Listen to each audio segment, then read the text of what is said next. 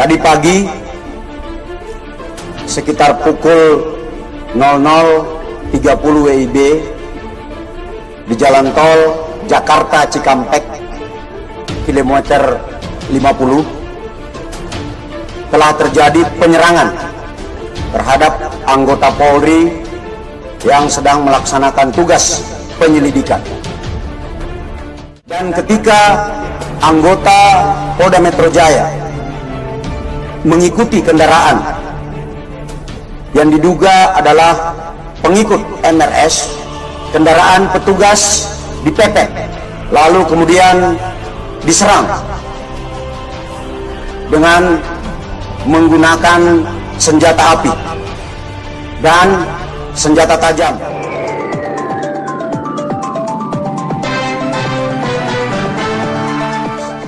Membahayakan keselamatan jiwa petugas. Saya bersama Pangdam Jaya tidak akan ragu untuk melakukan tindakan. Kalau perlu FPI bubarkan aja itu, bubarkan saja itu, ya. Kalau coba-coba dengan TNI, mari, ya. Menuju TKP Petamburan, menuju TKP Petamburan.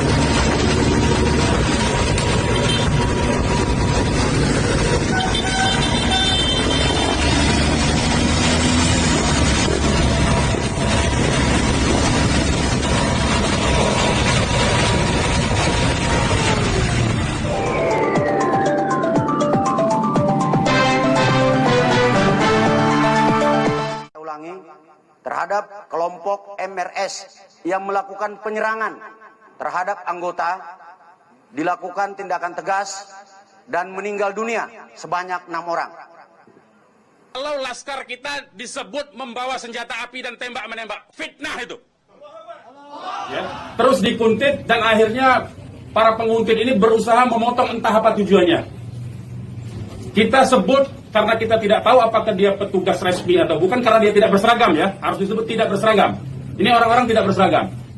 Berusaha memotong rombongan, ya, dan menyetop kendaraan. Nah, para pengawal tentu saja bereaksi untuk melindungi, ya, untuk melindungi Imam Besar Habib Rizik Syihab. Itu reaksi normal, karena memang mereka bertugas untuk mengawal. Reaksi normal. Yang patut diberitahukan kepada teman-teman pers semua bahwa fitnah besar kalau laskar kita disebut membawa senjata api dan tembak menembak. Fitnah itu. Laskar kami tidak pernah dibekali dengan senjata api. Kami terbiasa tangan kosong. Kami bukan pengecut. B28 KJL. Saya maju ke depan belakang MS. Minta instruksi Pangga dong. Ini gimana nih? Ada mobil masuk hitam 2. Ngepetin Habib Hanif. Dia keluar area dia. Ya, mohon Pangda instruksi. Kalau emang sikat, tadi sikat. Bilang Pangda ya. Monitor. Gunting kalau ada yang mau masuk ke area depan.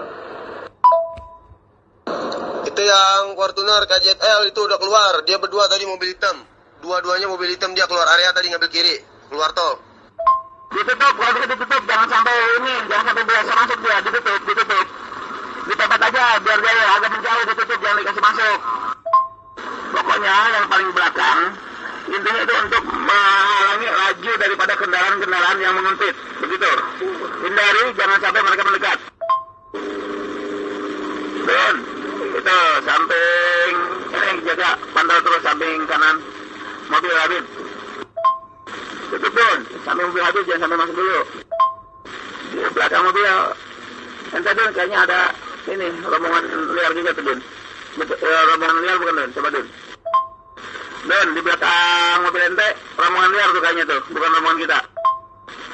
Dun, ke samping mobil yang habis lagi Dun, di sampingnya Dun. Oke, cakep. Ente ke belakang MS aja Ki, jangan diikutin, jangan di belakang aneh. Aneh udah diketarin kayaknya.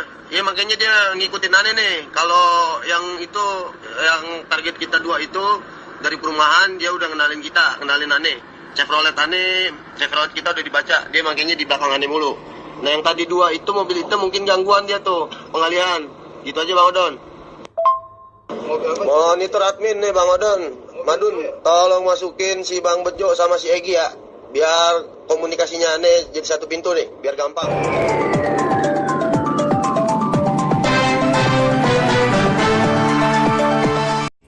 Dua informasi ini kalau kita lihat merupakan informasi yang saling bertolak belakang.